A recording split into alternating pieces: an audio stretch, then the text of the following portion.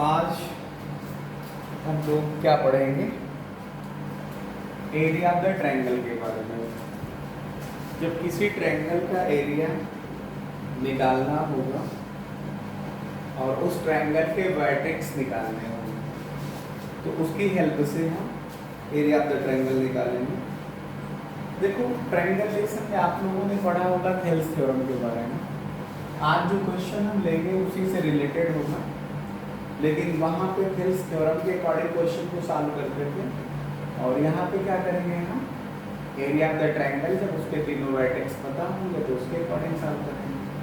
ठीक, एक क्वेश्चन देखते हैं। लिखोगा vertices of a triangle ABC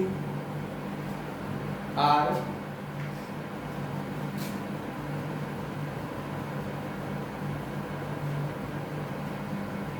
vertices of a triangle ABC are A 4,6 4,6 B 1,5 1,5 and C 7,2 C 7,2।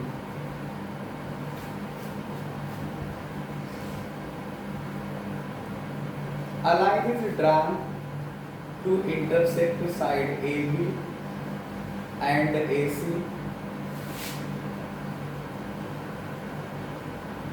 A line is drawn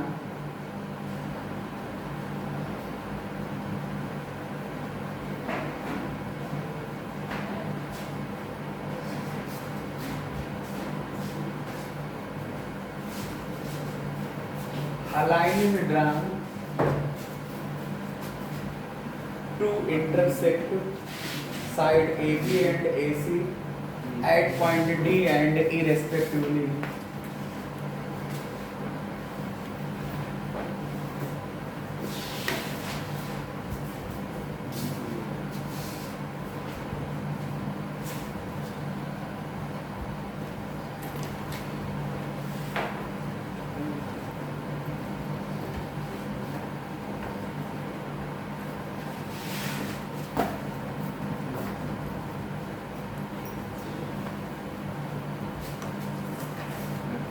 Such that AD upon DB, such that AD upon AB is equal to AE upon AC is equal to 1 by 4 is equal to 1 by 4.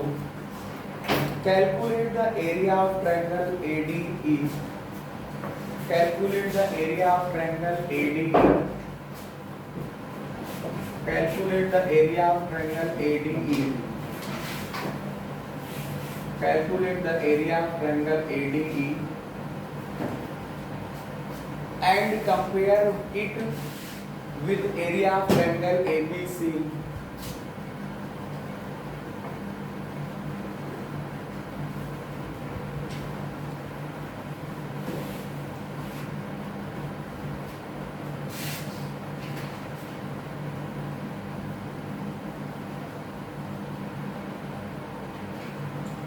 And compare it with area of triangle ABC. Compare it with area of triangle ABC. पूरे question को मैं एक बार फिर से repeat कर रहा हूँ, समझिए। लिखा है vertices of a triangle ABC are A 4,6 B 1,5 and C 7,2। इस तरह से लिखना होगा। A line is drawn to intersect AB and AC, to intersect AB and AC, AB and AC at point D and E respectively. एक line खींची जाती है जो AB और AC को कट करती है। किस पॉइंट पे कट करती है?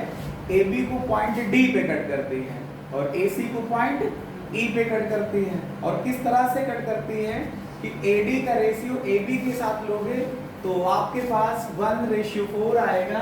AD का रेशियो AB के साथ लोगे तो 1:4 आएगा और AE का रेशियो AC के साथ लोगे तब भी 1:4 आएगा।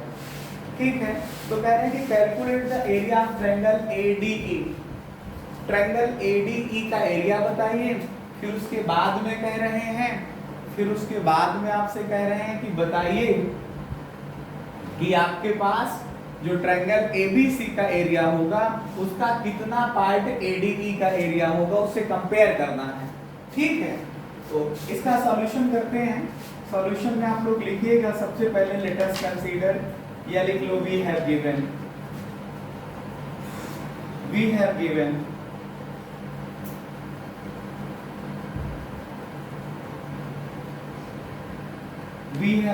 triangle ABC in which, जिसमें vertices 4,6, B 1,5 and C 7,2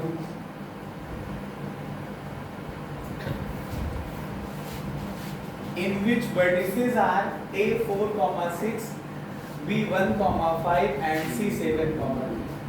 अब इसका देखो एक रफ फिगर मैं आपको समझा देता हूँ, एक आपको रफली फिगर दिखा देता हूँ मैं इसको। जैसे मान लेते हैं, कंसीडर कर लेते हैं कि ये हमारे पास एक ट्रायंगल ABC है। यहाँ पे A का कोऑर्डिनेट आपका 4,6 है, B का कोऑर्डिनेट 1,5 है और C का कोऑर्डिनेट आपका 7,2 है। C का कोऑर्डिनेट क्या है? 7,2 है। एक लाइन है जो हम खींच रहे हैं, इस तरह से खींच रहे हैं कि वो AB को और AC को किस पॉइंट पे कट करती है? AB को D पे और AC को E पे कट करती है। ठीक है, तो हमने एक लाइन ऐसे खींच दी है,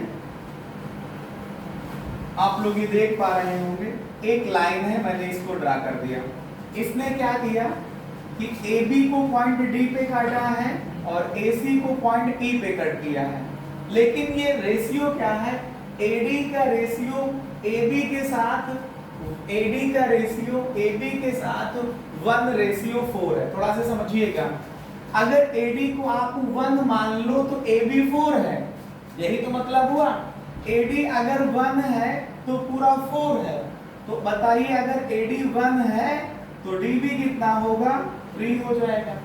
ऐसे ही AE का रेशियो AC के साथ, AE का रेशियो AC के साथ, AE का रेशियो AC के साथ 1:4 है ना। तो अगर AE 1 है तो AC कितना है? 4 है। तो अगर इसको 1 मानोगे तो फिर ये कितना बचेगा? 3 आ जाएगा। ठीक है, इस तरह से करते हुए आपको पॉइंट D का और पॉइंट E का पहले कोऑर्डिनेट चाहिए। पॉइंट D का और पॉइंट E का चाहिए कोऑर्डिनेट, बिंदु D और E के निर्देशांक चाहिए।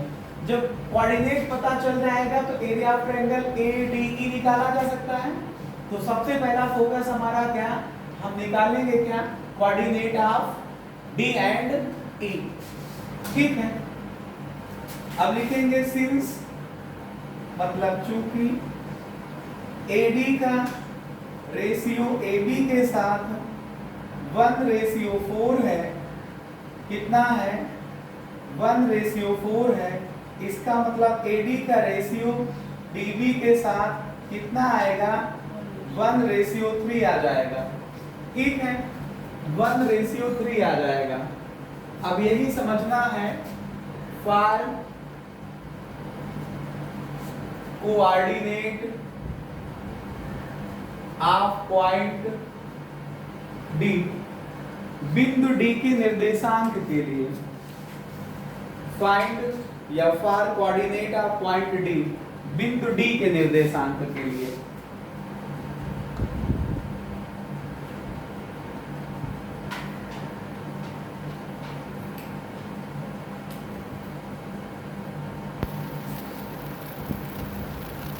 For coordinate of point D, समझिए आप D के लिए चलोगे तो ये पहला पॉइंट A B की बात हो रही है, देख सकते हैं छोटा सा फिगर। ये आपका A है, ये D है और ये B है। B का कोऑर्डिनेट 1,5, A का कोऑर्डिनेट 4,6 और ये रेशियो 1 और ये 3। अगर आप इधर से चल रहे हो तो यहाँ पे x1 की वैल्यू 4 हो जाएगी, y1 की वैल्यू 6 हो जाएगी। यहाँ से चलना स्टार्ट कर रहे हैं। तो फिर ये x2 की वैल्यू क्या हो जाएगी 1 और y2 की वैल्यू 5 हो जाएगी। और फिर m1 रेशियो m2 आपने शुरुआत कहां से की, यहां से, तो फिर ये m1 1 हो जाएगा और m2 3 हो जाएगा। तो m1 रेशियो m2 की वैल्यू 1 रेशियो 3 हो जाएगी। थोड़ा से मैं कोऑर्डिनेट ऑफ डी को एक लाइन में लिखने का प्रयास करूंगा, क्योंकि अगर हम बहुत इसको लंबा खींचेंगे तो area of the triangle A D B भी निकालना है, ए डी ई निकालना है और ए बी सी भी निकालना है, तो बहुत लंबा खींचता चला जाएगा। इस वजह से थोड़ा से हम इसको कम शब्दों में अपनी बात को लिखने का प्रयास करेंगे। कोऑर्डिनेट ऑफ डी या बिंदु डी के निर्देशांक, सीधा फार्मूला लगाएंगे हम m1 x2 plus m2 x1 अपान में m1 प्लस m2 हुआ, कॉमा y को लिखेंगे तो m1 y2 plus m2 y1 upon m1 plus m2 हुआ। यहाँ तक कोई सब समस्या सवाल हो तो बताइए, दोनों एक साथ निकाल आएंगे। ऐसे जब लिखा जाता है तो डी के आगे जब आपने ब्रैकेट में जो स्मॉल ब्रैकेट में पेयर लिखा हो कोऑर्डिनेट माना जाता है उसका, समझ पा रहे हैं? इसी वजह से अलग से लिखने की जरूरत नहीं है, मैं डी लिख रहा हूं उसके आगे उसका कोऑर्डिनेट होगा, ठीक है।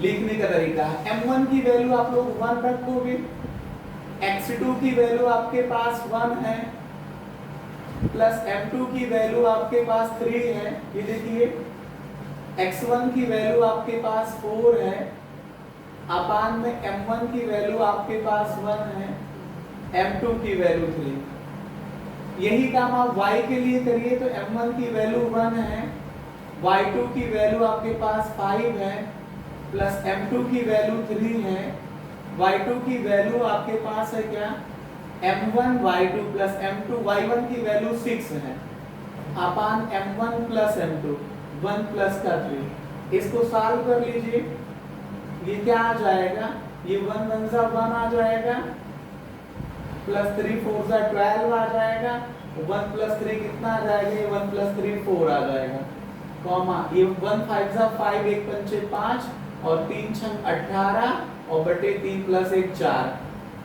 तो ये कितना आ जाएगा, ये 13 बटे 4 कामा 18 5 23 बटे 4। तो इस तरह से करते हुए डी का कोऑर्डिनेट निकल आया ना। डी का कोऑर्डिनेट क्या निकाल लिया हम लोगों ने, डी का कोऑर्डिनेट अगर आपको लिखना हो तो लिखेंगे हम लोग 13 बटे 4 कामा 23 बटे 4। ऐसे ही आप ई का कोऑर्डिनेट निकालोगे, ठीक है, ऐसे ही आप लोग ई का कोऑर्डिनेट निकालोगे। फॉर कोऑर्डिनेट ऑफ पॉइंट ई, बिंदु ई के निर्देशांक के लिए, बिंदु ई के निर्देशांक के लिए क्या होगा। आप ई के लिए मैं छोटा सा फिगर आपको दिखा देता हूं, वैसे समझा के, जैसे फिगर बना हुआ वैसे प्रयास करेंगे, केवल छोटा से इसको लिखने का प्रयास कर रहे हैं। यहाँ कहीं पे ई है, ए का कोऑर्डिनेट आपके पास 4,6 हुआ, सी का कोऑर्डिनेट आपके पास 7,2 हुआ, ये ए रेशियो ईसी की वैल्यू 1:3 हुई जाता है, ठीक है। तो पहला पॉइंट x1 y1, पहला पॉइंट आपके पास क्या हुआ x1 y1, यहां से चल रहा है, मैं ए से चल रहा हूं, x1 की वैल्यू 4 हुई, y1 की वैल्यू 6 हुई, x2 और y2, x2 की वैल्यू 7 हुई, y2 की वैल्यू 2 हुई। फिर m1 रेशियो m2, आप चलना शुरू कहां से किए थे, इस तरफ से, तो पहले 1 लिखेंगे फिर 3 लिखेंगे। अगर आप यहां से चलते तो आंसर नहीं चेंज होगा, अगर आप इसको x1 y1 मानते तो शुरू यहां से करते तो फिर 3:1 लिखा जाता, लेकिन आपने चलना यहां से शुरू किया है तो 1:3 लिखा जाएगा, ठीक है।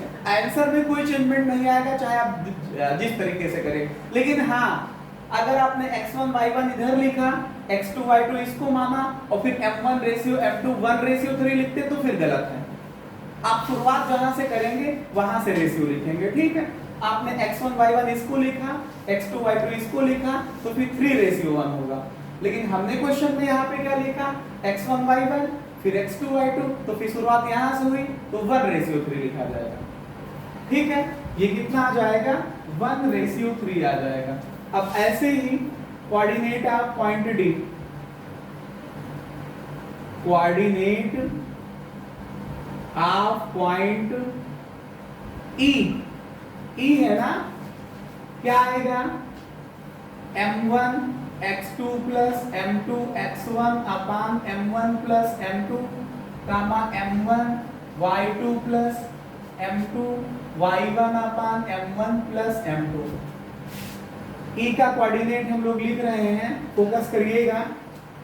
आपके पास m1 1 आया, m1 y2 की वैल्यू 7 आ गई, प्लस m2 की वैल्यू 3 है, x1 m1 x2, देखिए m1 की वैल्यू 1, x2 7, प्लस m2 की वैल्यू आपके पास 3, x1 की वैल्यू 4, अपान में m1 plus m2 1 plus 3, comma m1 मतलब 1, y2 की वैल्यू 2 है, प्लस m2 की वैल्यू 3 है, y1 की वैल्यू 6 है, अपान m1 का मतलब 1 आया, प्लस m2 का मतलब 3 आया। इसको सॉल्व करिए। ई का कोऑर्डिनेट देखिए, थोड़ा से जल्दी से कैलकुलेशन करेंगे हम लोग। 1 से 1 7 और 3 4 12, 12 7 19, कितना आ जाएगा ये 19/4, और ये आएगा 6 3 18 और 2 20/4 मतलब 5 आ जाएगा।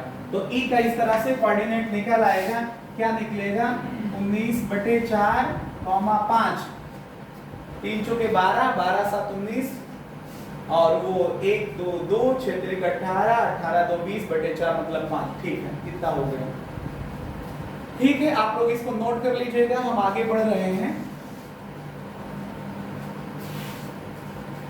मैं आगे बढ़ रहा हूं, यहां से मैं इसको मिटाने जा रहा हूं। नोट कर चुके होंगे, मैं उम्मीद करता हूं। क्वेश्चन थोड़ा से लंबा है और अपने पास स्पेस लिमिटेड है 4/6 के बोर्ड पर। तो अब हम ट्रायंगल ADE का एरिया निकालेंगे। For area of triangle ADE, त्रिभुज ADE के क्षेत्रफल के लिए हम बात करेंगे। अब ट्रायंगल ADE के एरिया के लिए, क्षेत्रफल के लिए आप चाहो तो जब भी इस तरह का क्वेश्चन सॉल्व करना, एक छोटा से ट्रायंगल आप साइड में बना सकते हो अपनी जानकारी के लिए कि कौन कौन से पॉइंट हैं। आपका ये अगर बना लेते हो तो गलत होने के चांस खत्म हो जाएंगे। ए का कोऑर्डिनेट है 4,6, डी का कोऑर्डिनेट है 13/4, 23/4, और ई का कोऑर्डिनेट है 19/4, 5। इसको मैंने इस वजह से लिख लिया कि आपको कैलकुलेशन के टाइम पे अगर एक भी पॉइंट आपने गलती से दूसरा रख दिया तो पूरा का पूरा जो आपने मेहनत की है वो सब गलत हो जाएगी और आपके मार्क्स 2 नंबर या 5 नंबर का क्वेश्चन है तो उससे कुछ कम मिलेंगे। तो हम चाहते हैं 5 में 5 आए, 100 में 100 आए, उसके लिए गलती कम करें। ठीक है, तो पहला पॉइंट हमारे पास ADE, समझिए ADE के पॉइंट में x1 y1 x2 y2 x3 y3 जो आप लोग लिखते हैं एरिया ऑफ ट्रायंगल निकालते समय, इनमें से किसी पॉइंट को आप x1 y1 ले सकते हैं, किसी पॉइंट को x2 y2 ले सकते हैं, किसी पॉइंट को x3 y3 ले सकते हैं। लेकिन मेरा प्रयास ये रहता है कि जो मैंने नाम लिखा है उसके हिसाब से अपना काम करो। जैसे ADE लिखा है तो सीक्वेंस भी वही पकड़ो ADE का, x1 y1 x2 y2 x3 y3। तो x1 की वैल्यू लिख लीजिए, y1 की वैल्यू लिख लीजिए, तो ये 4,6 आया। x2 y2 लिखिए, दूसरा पॉइंट D का 13/4, 23/4, और फिर x3 y3 की वैल्यू लिख लीजिए। x3 की वैल्यू क्या हमारे पास 19/4 और y3 की वैल्यू 5। अब यहाँ हम लोग लिखेंगे एरिया ऑफ ट्रायंगल ADE। त्रिभुज ADE का क्षेत्रफल इक्वल्स टू 1/2 आया formula x1 into y2 minus y3 plus x2 into y3 minus का y1 plus x3 into y1 minus का y2। ये आया 1/2 x1 की वैल्यू 4 ब्रैकेट में y2 माइनस y2 की value 23/4 minus y3 5 plus x2 13/4 into y3 minus का y3 minus का y1 तो y3 5 minus y1 6 plus x3 की value 19/4 into y1 minus y2 23/4। आप लोग इसको सॉल्व कर लीजिए बस। तो आया 1/2 करली ब्रैकेट में 4 इंटू, समझिएगा इसे, 23/4 माइनस का 5 करोगे तो इसमें 5 चौके 20 हो जाएगा, 23 से 20 घटेगा तो 3 आ जाएगा और बटे में कितना 4 होगा।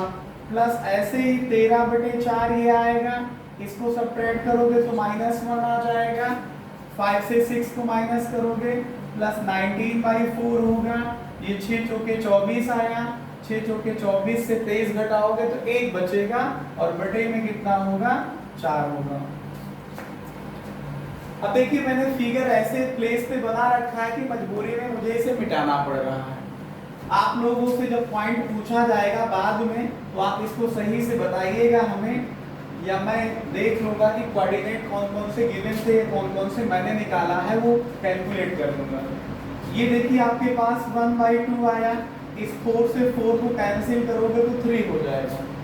ये मल्टीप्लाई करोगे तो प्लस माइनस माइनस 13/4 आएगा और प्लस मल्टीप्लाई करोगे तो 19/16 आएगा। फिर वही एलसीएम लेना है आपको, 1 4 16 का एलसीएम 16 आएगा। चाहो तो 16 से आप ऊपर नीचे मल्टीप्लाई कर लो, इसको 16 बनाने के लिए 4 से ऊपर नीचे मल्टीप्लाई कर लो तो आया 1/2, 16 की यहाँ 48 आया, माइनस 13 चौके 52 आ गया, 13 चौके 52 आ गया और प्लस 19 एकम 19 आ गया बटे 16 आया 1/2। ध्यान से देखिएगा 48 से 52 अगर आप घटाते हो तो माइनस का 4 आ जाएगा। 48 4 52 माइनस 4 आएगा और माइनस 4 को 19 के साथ प्लस करते हो तो 19 से 4 घट जाएगा तो 15 आ जाएगा। 15 4 19 बटे 16। तो इस तरह से आप इसको देखो तो 2 से कैंसिल कर सकते हो तो 7 आ जाएगा। 1 को 7 से मल्टीप्लाई करोगे तो 7/16। आगे क्या, स्क्वायर यूनिट या वर्ग इकाई, इतना क्षेत्रफल आ जाएगा। ये एरिया ऑफ ट्रायंगल क्या हुआ, कोई दिक्कत समझ में आ रही? फिर से देखो, यहाँ तक कंफर्म हुआ सबको? ये इसको मैंने मल्टीप्लाई करके कैंसिल कर लिया था तो ये 3 बचा था, इसको मैंने मल्टीप्लाई किया माइनस का 13/4 आया और इन दोनों को मल्टीप्लाई करोगे तो 4 4 मल्टीप्लाई 16 हो जाएगा, 19 एकम 19 ये लिखा। फिर 1 4 और 16 था, उसका एलसीएम लेते तो 16 ही आ जाता। 16 बनाने के लिए मैंने इसमें 16 से ऊपर नीचे मल्टीप्लाई किया डिनोमिनेटर इक्वल करने के लिए। थर्ड और फोर्थ में ऐसे फ्रैक्शन आपको पढ़ाया जाता है, मैं वही मेथड लगा रहा हूँ। फिर इसमें 4 था, 16 बनाना था, 4 से गुणा भाग ऊपर नीचे कर दिया, यहाँ पे 16 पहले से था, सबके डिनोमिनेटर में 16 आ गया। मैंने लिखा ये 16 को 3 से गुणा करोगे 16 का 3 टाइम्स टेबल पढ़ोगे तो 48 आएगा। फिर 13 को 4 बार गुणा करोगे 13 चौके 52 और फिर 16 आ जाएगा, 19 आ जाएगा। फिर आप यहाँ पे ध्यान से देखिए 48 माइनस 52 कितना होगा, माइनस का 4 होगा और ये फिर आपके पास बचेगा 19, 15 4 19 होगा जाकर के।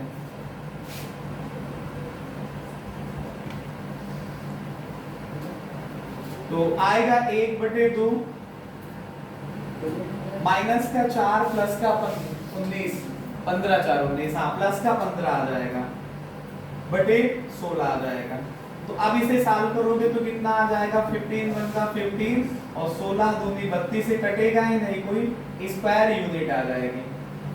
तो मैंने यही वजह से कहा था कि कैलकुलेशन का अगर लास्ट लाइन भी गलत तो पूरा गलत हो जाएगा। तो ये कितना आ जाएगा 15/32। अब हमको निकालना है एरिया ऑफ ट्रायंगल एबीसी से कंपैरिजन कराना है, तो एरिया ऑफ ट्रायंगल एबीसी भी निकालना पड़ेगा। फिर बाद में दोनों का हम लोग रेशियो ले लेंगे तो कंपैरेटिव स्टडी हो जाएगी। नाउ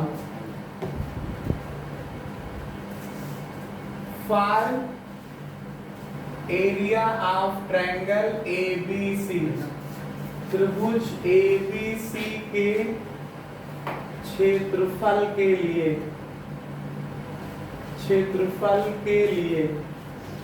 त्रिभुज एबीसी के क्षेत्रफल के लिए आपका पहला, चाहो तो इसका एक छोटा सा साइड में फिगर भी बना लो कि सर ये ए है, ये बी है, ये सी है।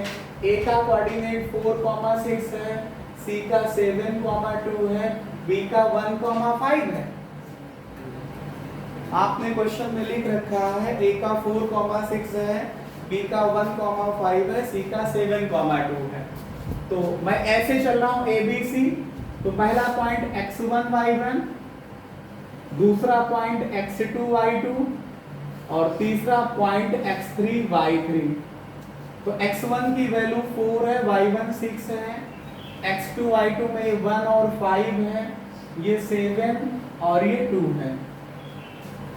तो एरिया ऑफ ट्रायंगल एबीसी, त्रिभुज एबीसी का क्षेत्रफल क्या आएगा? फार्मूला लगाइए 1/2 x1 आया, y2 माइनस का y3 आया, प्लस x2 आया इंटू y3 माइनस का y1 आया, प्लस x3 आया इंटू y1 माइनस का y2 आ जाएगा। कर्ली ब्रैकेट को क्लोज कर दीजिए। अब यहां से मैं लिख रहा हूं, इक्वल के नीचे इक्वल का साइन लगाइए। x1 की वैल्यू आई हमारे पास 4 इंटू y2 माइनस का y3, तो 5 माइनस का 2 आ जाएगा, प्लस x2 की वैल्यू 1 हुई, y3 माइनस y1 ये 6 आ जाएगा, प्लस x3 की वैल्यू 7 आ जाएगी, y1 माइनस y2 तो 6 माइनस का 5 आ जाएगा। ये आएगा हमारे पास 1/, जो आपके पास 2 आया, ये 4, ये आप कैलकुलेट करो इसको। तो इसको जब आप कैलकुलेट करोगे तो 3 बचेगा, 5 से 2 घटाओगे 3 आ जाएगा। फिर प्लस 1 आया, 2 से 6 घटाओगे तो माइनस का 4, प्लस 7, 6 से 5 घटाओगे तो 1 आ जाएगा। ये हमारे पास आया 1/2, 4 3 12 आया, इसको मल्टीप्लाई करोगे तो -4 और ये 7 आ जाएगा।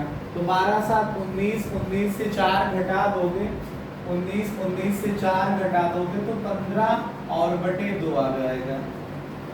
आगे क्या लिखोगे आप? स्क्वायर यूनिट, वर्ग इकाई। अब दोनों का रेशियो ले लो। तो area of triangle ADE upon area of triangle ABC, Hindi में लिखना है तो त्रिभुज ADE का क्षेत्रफल बटे त्रिभुज ABC का क्षेत्रफल कितना जाएगा? ADE का आया आपके पास 15/32 और ये आपके पास आया था 15/2। सॉल्व करोगे फ्रैक्शन को तो फर्स्ट फ्रैक्शन 15/32 को सेम एज लिखिए। ये क्या हो जाएगा? ये 2/15 हो जाएगा। इसको सॉल्व करोगे तो 1/16 आएगा। कितना आएगा? 15 से 15 कटेगा और 1/, इससे काटोगे 16 आ जाएगा। तो ये आपके पास आ जाएगा क्या? यही आंसर हो जाएगा। अगर रेशियो देखोगे तो यही आ जाएगा। एरिया ऑफ ट्रायंगल ADE का ratio area of triangle ABC के साथ 1:16 आ जाएगा। अगर मान लो आप ये पूरी मैथमेटिक्स पढ़ चुके होते, क्लास 10th का सिलेबस, तो उसमें एक लेसन है ट्रायंगल का, उस ट्रायंगल लेसन को भी पढ़ चुके होते तो मैं आपको इसका आंसर शॉर्टकट में भी बता सकता था। कैसे? जो हमारे पास ये ट्रायंगल है, फोकस करिएगा। अगर आपको आंसर शॉर्टकट में जानना है तो फोकस करिएगा, अन्यथा की स्थिति में आप जैसे थे वैसे ही रहेंगे। यहाँ पे एक लाइन सेगमेंट हमने ड्रा किया था जो डी और ई ये पॉइंट थे, जो इसका रेशियो 1 ये 3 था और ये 1 ये 3 था। यही लिखा था क्वेश्चन में। ये दोनों ट्रायंगल सिमिलर हैं। आप लोग पढ़ते हैं थेल्स थ्योरम में, मैंने कॉन्सेप्ट समझाया होगा या जब भी आपने ट्रायंगल लेसन पढ़ा होगा कि अगर इसका रेशियो इसके साथ ले लिया जाए, या यूं कहें कि इसका रेशियो इसके साथ ले लो और इसका रेशियो इसके साथ ले लो, अगर इक्वल आएगा तो ये लाइन इसके पैरेलल होती है। Converse of the Thales theorem में आप पढ़ते हैं। तो ये दोनों ट्रायंगल सिमिलर हो जाते हैं। कौन से दोनों ट्रायंगल? ADE और ABC सिमिलर हो जाएंगे।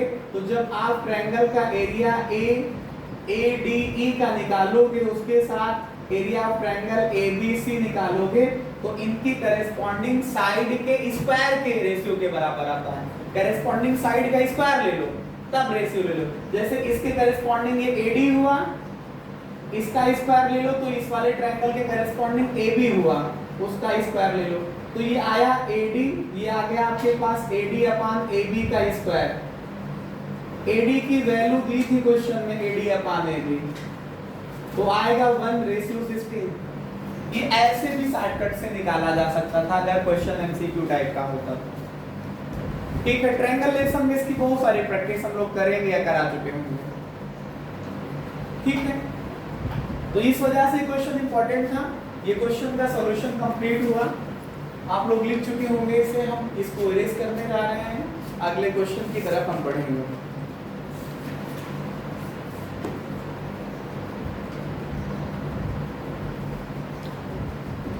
आज हम आपको जो भी क्वेश्चन कराएंगे वो थोड़ा से ट्रिकी क्वेश्चन होंगे और अच्छे भी होंगे। अच्छे फिलहाल हम रोज करा रहे हैं, आज उनमें से भी कुछ ज्यादा अच्छे होंगे।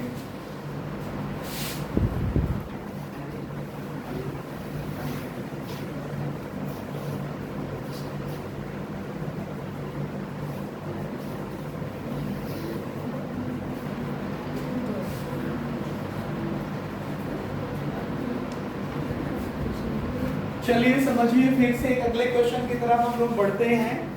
लिखो फॉर व्हाट वैल्यू ऑफ के, ऐसा क्वेश्चन पूछा जा सकता है। जैसे कल मैंने क्वेश्चन कराया आप लोगों को कि प्रूफ करिए कि एक ट्रायंगल है जिसके वर्टेक्स थे। पहला वर्टेक्स हमारे पास P माइनस का मुझे लग रहा शायद T, माइनस का 2 था। दूसरा वर्टेक्स T+1, T था और तीसरा वर्टेक्स T+2, T+2 था। तो जो उसका एरिया आया था, मुझे याद आ रहा शायद यही वर्टेक्स थे। ट्रायंगल ABC था, A का वर्टेक्स था, आप लोग अपना देख लीजिएगा लिखा होगा तो। पहला वर्टेक्स T, माइनस का 2 था, अगला वर्टेक्स T+1, T था और अगला वर्टेक्स T+2, T+2 था। तो जो एरिया ऑफ ट्रायंगल आया था वो दिखाना था कि T पे डिपेंड नहीं करता है, मतलब T पे जो है इंडिपेंडेंट है, T से स्वतंत्र है। मतलब जो एरिया ऑफ ट्रायंगल की वैल्यू आई थी उसमें T नाम का कोई शब्द नहीं आया था। तो जब उस नाम का कोई शब्द नहीं है तो T की कोई भी वैल्यू रखिए, area of the triangle 4 square unit आया था। ठीक है, तो आप लोगों ने देखा होगा ऐसे कुछ आया था। आज कुछ ऐसा ही क्वेश्चन करेंगे। देखिए फॉर व्हाट वैल्यू ऑफ के, फॉर व्हाट वैल्यू ऑफ के क्वेश्चन है। फॉर व्हाट वैल्यू ऑफ के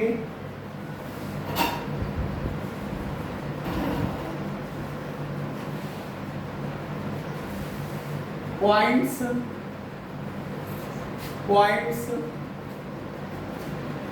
के कॉमा 2 माइनस का 2 के, 2 माइनस का 2 के। अगला पॉइंट है माइनस के प्लस 1 कॉमा माइनस के प्लस 1 कॉमा 2 के। अगला पॉइंट है माइनस का 4 माइनस का के माइनस का 4 minus k comma 6 minus 2k are collinear, are collinear, are collinear, are collinear मतलब संरेखी, संरेखी को आप लोग कोलिनियर कहते हो कि जब सभी पॉइंट एक ही लाइन में है तो ये क्या कहलाता है, कोलिनियर कहलाता है। हमने आपको कोलिनियर की कंडीशन बताई थी, इसको सॉल्व करते हैं, बात को समझ लीजिए। जैसे मान लो कि ये पहला पॉइंट, ये दूसरा पॉइंट, ये तीसरा पॉइंट, तीनों पॉइंट क्वेश्चन में दिए हैं कि कोलिनियर है। तो पहला पॉइंट है आपके पास k, 2 माइनस का 2k, दूसरा पॉइंट है -4, दूसरा पॉइंट है -k + 1, 2k, और तीसरा पॉइंट है -4 -k, 6 माइनस का 2k। ये तीन पॉइंट हैं, तीनों पॉइंट कोलिनियर हैं। इसका मतलब पहले पॉइंट को हम लोग x1 y1 कह सकते हैं, दूसरे पॉइंट को हम लोग x2 y2 कह सकते हैं, और तीसरे पॉइंट को हम लोग x3 y3 कह सकते हैं। तो अगर ये तीनों पॉइंट कोलिनियर है तो कंडीशन होती है कि जब पॉइंट x1 y1, दूसरा पॉइंट x2 y2 और तीसरा पॉइंट x3 y3 कोलिनियर है तो आता है x1 × y2 माइनस का y3 plus x2 × y3 minus का y1 plus x3 × y1 minus y2 की वैल्यू 0 के इक्वल आती है। तो चूंकि पॉइंट कोलिनियर है इसका मतलब ये रिजल्ट 0 के बराबर हमको लेके चलना है। और अगर दिखाना होता कि पॉइंट कोलिनियर प्रूफ करिए तो इस वैल्यू को निकाल करके 0 के इक्वल दिखाते। ठीक है, अगर ये दिया होगा कि कोलिनियर है तो x1 × y2 माइनस का y3 plus x2 × y3 minus का y1 plus x3 × y1 minus y2 की वैल्यू 0 के इक्वल लेके चलेंगे। और अगर दिखाना है कि कोलिनियर है तो इक्वल टू 0 प्रूफ करेंगे। ठीक है, दोनों का मतलब समझिए। तो अगला हम यहाँ पे लेट कर लेंगे, सॉल्यूशन करेंगे, पहले फिगर बना लेंगे हम इसका, लिखेंगे लेट अस टेक या माना, let us take point k, 2 minus 2k, दूसरा पॉइंट -k + 1, 2k, और तीसरा point 4 minus k, 6 minus 2k are collinear, are collinear, are collinear, are collinear points. ये कोलिनियर दिया है ना, इसका मतलब हुआ क्या कि x1 × y2 माइनस का y3 plus x2 × y3 minus का y1 plus x3 × y1 minus y2 ये 0 के इक्वल। तो आप यहाँ पे ध्यान दीजिएगा, x1 का मतलब ये पहला पॉइंट k है, फिर उसके बाद में y2 की वैल्यू ये आपके पास है 2k माइनस y3 की वैल्यू 6 माइनस 2k। ध्यान से समझिए, 6 माइनस 2k के पहले माइनस साइन लगेगा, और अगर आप इसको ब्रैकेट में नहीं लिखोगे तो ये गलत माना जाएगा क्योंकि आपका साइन केवल 6 के पहले लग जाएगा। तो इस वजह से जब दो नंबर रहे प्लस माइनस में, वैल्यू पुट करते समय आप ब्रैकेट का यूज करिए, कभी गलत नहीं होगा, और नहीं यूज करते हैं तो रोज गलत होगा। प्लस x2 × x2 की वैल्यू क्या है, -k + 1 है, इंटू y3 की वैल्यू हमारे पास ये है 6 माइनस 2k, ब्रैकेट में लिखिएगा, माइनस y1 की वैल्यू है 2 माइनस का 2k, ब्रैकेट क्लोज कर दीजिएगा, फिर प्लस लिखिए x3 की वैल्यू है -4 माइनस का k, ब्रैकेट में लिख लीजिए, करली ब्रैकेट में y1 माइनस का y2, तो y1 की वैल्यू है क्या है 2 माइनस का 2k, y1 हुआ माइनस y2 की वैल्यू क्या हमारे पास है 2k, इक्वल्स टू कितना आएगा, ये 0 के इक्वल आ जाएगा। आप लोग इसको सॉल्व करिए, ये आया k इंटू, देखिए इसको, ये 2k आया, साइन चेंज करोगे -6 प्लस का 2k, ये प्लस माइनस का k प्लस 1 आ गया, फिर इसको ब्रैकेट ओपन करिएगा, ये 6 माइनस का 2k आया, इसके साइन चेंज हो जाएंगे तो -2 प्लस का 2k हो जाएगा, प्लस -4 माइनस का k हुआ, इसमें ब्रैकेट ओपन करिए तो 2 माइनस का 2k आया और माइनस का 2k इक्वल्स टू 0। ध्यान से देखिए, ये k into 2k plus 2k मिलके 4k, माइनस का 6 होगा, प्लस माइनस k प्लस 1 आया, इसमें ब्रैकेट ओपन करिए, -2k प्लस 2k कैंसिल हो जाएगा, 6 माइनस 2 4 आप लिख सकते हो इसको, प्लस का -4 माइनस k हुआ, इसको सॉल्व करोगे तो 2 माइनस -2k माइनस का 4k हो जाएगा, इक्वल्स टू 0 हो जाएगा। आप लोग समझ पा रहे हैं मेरी बात? इसको मल्टीप्लाई करो, k को 4k में मल्टीप्लाई करोगे तो 4k स्क्वायर आएगा, k को -6 में तो माइनस का 6k, 4 से -k में मल्टीप्लाई करोगे तो -4k आएगा, 4 से 1 में मल्टीप्लाई करोगे तो 4 आ जाएगा। अब -4 से 2 में मल्टीप्लाई करिए तो -8 आ जाएगा, -4 से -4k में मल्टीप्लाई करिएगा तो +4 4 का 16k आ जाएगा, -k से 2 में मल्टीप्लाई करिए तो माइनस का 2k आ जाएगा, -k से -4k में मल्टीप्लाई करिएगा तो minus plus 4k square equal to 0। ध्यान से देखिएगा, इसके पहले ब्रैकेट में प्लस का साइन था, इस वजह से मैंने यहाँ पे ब्रैकेट यूज नहीं किया है क्योंकि साइन चेंज नहीं होगा, तो जो जिसका साइन रहेगा वही रहेगा। अगर यहाँ माइनस का साइन होता तो मैं ब्रैकेट में लिखता इसको साइन चेंज करने के लिए। अब आप देखिए 4k स्क्वायर मिलकर के 8k स्क्वायर हुआ, ये देखिए 4k स्क्वायर, ये देखिए 4k स्क्वायर, 8k स्क्वायर हुआ। अब k पे आइए, फोकस करिए, माइनस का 6k माइनस का 4k मतलब माइनस का 10k और माइनस का 2k मतलब माइनस का 12k और प्लस का 16k, इसका मतलब माइनस का 12k प्लस का 16k मिलके प्लस का 4k। एक बार फिर से ध्यान दीजिए, माइनस का 16k माइनस का 6k माइनस का 4k माइनस का 10k और माइनस का 2k है, तो इसका मतलब माइनस का 12 हो जाएगा और प्लस का 16 है तो माइनस का 12 की हो रहा, प्लस का 16 की हो रहा, तो बड़ा है प्लस, तो 16 से 12 घटाएंगे तो 4k बचेगा, प्लस साइन के साथ बचेगा। प्लस का 4 है और माइनस का 8 है, ये प्लस का 4 है माइनस का 8 है तो माइनस का 4 बचेगा इक्वल्स टू 0। 4 से डिवाइड कर दो पूरे को तो 2k square plus k minus 1 equals to 0। ये क्वाड्रेटिक इक्वेशन बन गई आपके पास। जैसे आप लोग फैक्टर करते थे वैसे फैक्टर करते हुए इसको सॉल्व कर लीजिए। देखिए क्या हो रहा है, 2k स्क्वायर प्लस का k का मतलब 1k माइनस 1 इक्वल्स टू 0। क्या करते थे, एक्स स्क्वायर के कोएफिशिएंट को कांस्टेंट टर्म में मल्टीप्लाई करते थे। यहाँ क्वाड्रेटिक इक्वेशन k में है तो k स्क्वायर के कोएफिशिएंट को कांस्टेंट वाले में मल्टीप्लाई करेंगे तो 2 एकम 2 आ जाएगा। ये इनको माइनस करने पे 1 आना चाहिए, तो देखिए माइनस करने पे 1 आ तो रहा है, तो क्या लिखेंगे हम लोग, 2k स्क्वायर 1 को लिखेंगे 2 minus 1 into k minus 1 is equal to 0। ये आएगा 2k स्क्वायर, इसको मल्टीप्लाई करिए 2k माइनस का 1k माइनस 1 इक्वल्स टू 0।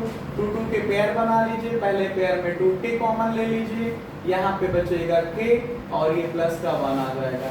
इन दोनों में माइनस 1 कॉमन ले लीजिए, इससे इसको डिवाइड करिए k और यहाँ भी प्लस 1 आ जाएगा। तो फिर से k प्लस 1 को कॉमन ले लीजिए तो अगले ब्रैकेट में 2k माइनस 1 आ जाएगा। जब इन दोनों में कॉमन लोगे तो 2k माइनस 1 बचेगा। अब ये k प्लस 1 और 2k माइनस 1 के बीच में रिलेशन काहे का है, मल्टीप्लिकेशन का है, और दो लोगों का मल्टीप्लिकेशन 0 के इक्वल आ रहा है, तो ये हुआ कि कम से कम एक 0 होगा तभी मल्टीप्लिकेशन 0 हो सकता है, दोनों भी 0 हो सकते हैं। अब हमको पता तो है नहीं कि कौन 0 होगा, इस वजह से हम दोनों को 0 मान के चलते हैं। तो k प्लस 1 की वैल्यू 0 होगी और 2k माइनस 1 भी 0 होगा। यहाँ से k की वैल्यू निकालिएगा माइनस 1 आएगा और यहाँ से 2k निकालिएगा 1 आएगा, तो k की वैल्यू आ जाएगी आपके पास 1/2। तो k की दो वैल्यू आ गई, हेंस वैल्यू ऑफ k -1,1/2। अतः k का मान जो है, अतः k का मान क्या आएगा, -1,1/2 होगा। इस तरह से करते हुए इस क्वेश्चन का आंसर हमने कंप्लीट कर लिया है।